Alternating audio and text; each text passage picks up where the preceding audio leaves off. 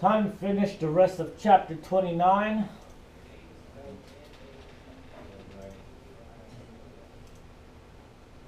The simplest form of suspension test is known as a bounce test.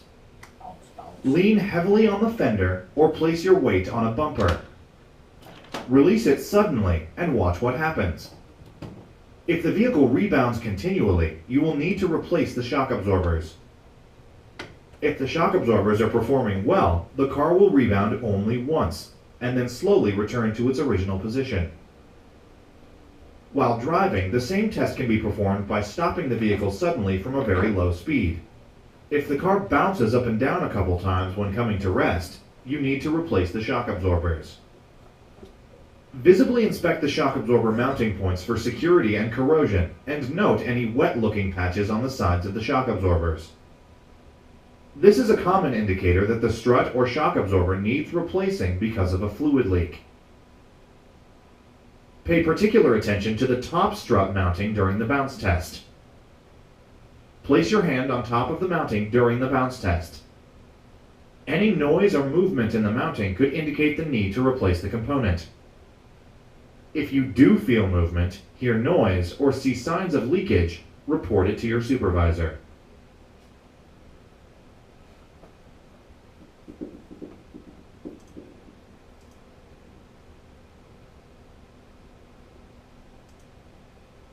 If the shock absorber is not integrated with the strut assembly, make sure the vehicle weight is supported and then loosen the fasteners at the top and bottom of the shock absorber.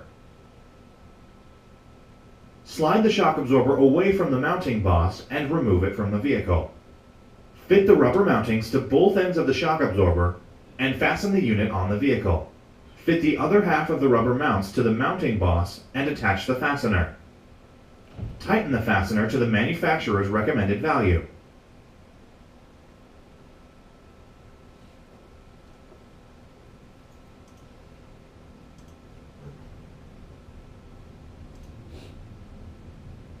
Check the shop service manual to determine where the grease points are and the type of grease required. The manual will also indicate which components have a lube fitting or if an auxiliary tube nipple has to be temporarily fitted for the function. To start the lubrication job, clean each of the lubrication fittings and the lube gun nozzle by wiping them with a clean rag. This should be done before you attach the nozzle to any of the fittings. In some instances, you may need to remove a component's plugs and temporarily install a lubrication fitting.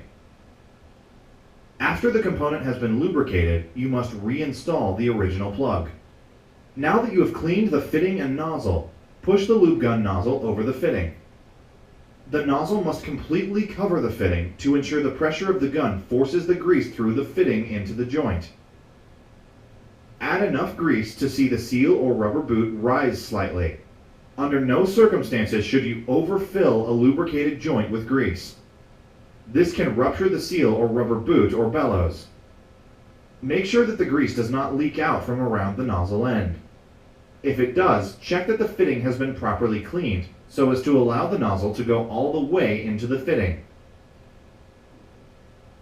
If the fitting is clean, remove the grease nipple and check for blockage. If it is blocked, it must be replaced with a new fitting of the same size and angle, and the joint must be re-lubricated. Remove the nozzle from the fitting and wipe away any excess grease from it. Repeat the procedure until all the appropriate joints have been lubricated.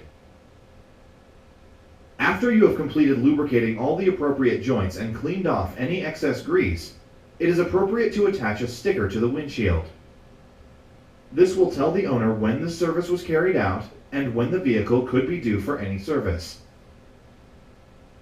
Lower the vehicle and remove it from the lifting device.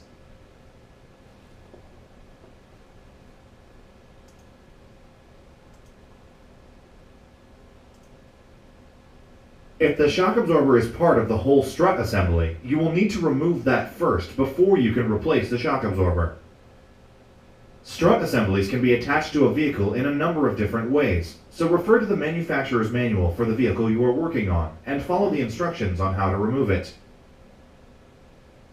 Mount the strut assembly securely in a vise, ensuring that you do not damage the casing, and attach the spring compressors to the coil springs and compress the coils.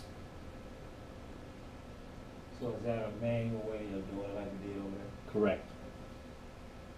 Loosen and remove the nut that secures the top mount to the shaft. Remove the top mount and the upper spring cradle, and remove the spring. Loosen and remove the nut that anchors the strut cartridge within the strut housing, and withdraw the cartridge. Fit the new strut cartridge into the strut housing and tighten the securing nut. Fit the bump stop to the shaft. Alright, all the newer ones, the newer struts, do not have that shock tube that comes out of it. It's replaced the whole thing. Okay? And fit the compressed spring. Anchor the upper cradle and top mount on the shaft and tighten the securing nut. Loosen the spring compressor while guiding the spring into its correct position within the upper and lower cradle. Refer to the manufacturer's manual and follow the instructions on how to refit the strut assembly. Repeat the procedure for the strut assembly on the other side.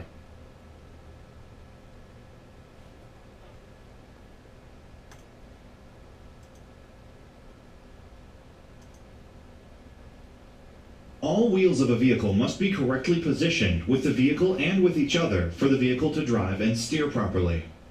A driver should not need to keep manipulating the steering wheel to maintain the vehicle in a straight-ahead position on straight, level roads. Similarly, little effort should be needed to turn the vehicle into curves, or to let it return to the straight-ahead position when the curve has been negotiated. Wheels are installed on the suspension units at certain angles to provide for these factors. These angles, taken together, are called wheel alignment. The factors that affect wheel alignment are camber, caster, steering axis inclination, toe in and toe out on turns.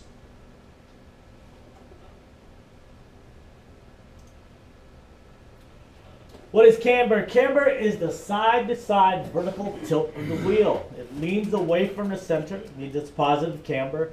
Lean towards the center is negative camber. A zero camber is no tilt.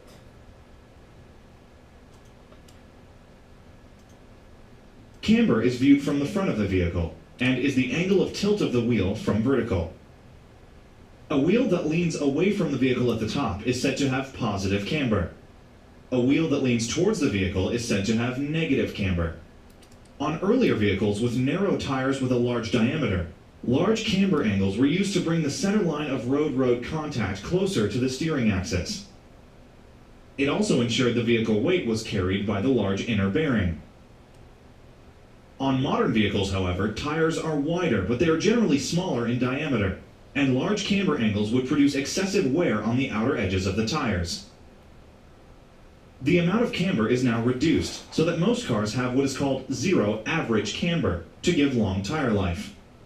This is because when a vehicle is in motion, zero camber is difficult to maintain. Changes in running camber can be caused by road irregularities and load variations.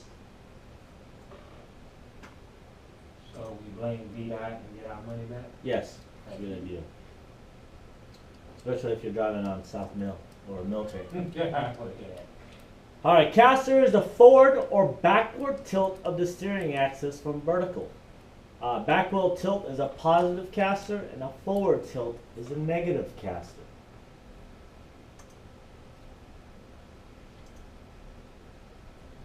Seen from the side of the vehicle, the steering axis center line is usually tilted from vertical.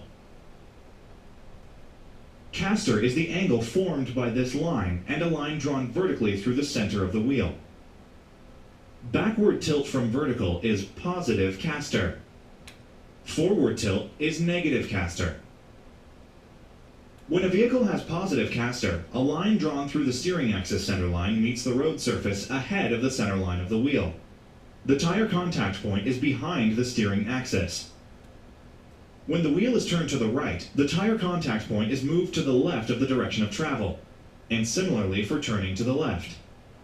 In forward motion, this generates a self-centering force which helps return the wheels to the neutral position when the steering wheel is released.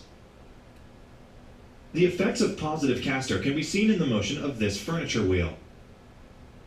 When it is acted on by a forward-moving force, its pivot point ahead of the wheel ensures that the wheel always trails behind. Most cars have positive caster because it makes it easier to travel in a straight line with minimal driver action. But as positive caster increases, more and more effort is needed to turn the steering wheel. Some vehicles have by design an amount of negative caster.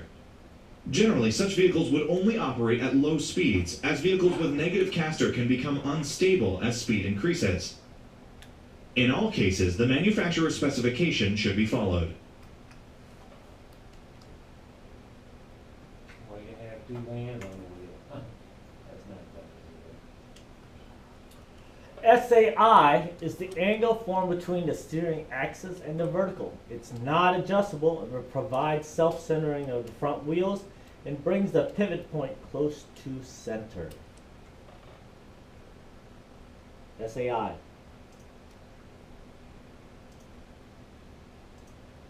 The axis around which the wheel assembly swivels as it turns to the right or left is called the steering axis. It is formed by drawing a line through the upper and lower pivot points of the suspension assembly. Seen from the front of the car, it is tilted inwards. The angle formed between this line and vertical provides steering axis inclination angles. Steering axis inclination acts with caster to provide a self-centering of the front wheels. When the wheels are in the straight-ahead position, the ends of the stub axles are almost horizontal. When the wheels turn to either side, the effective steering axis inclination is to make the ends of the stub axle tend to move downward, but this is prevented by the wheel. The stub axle carries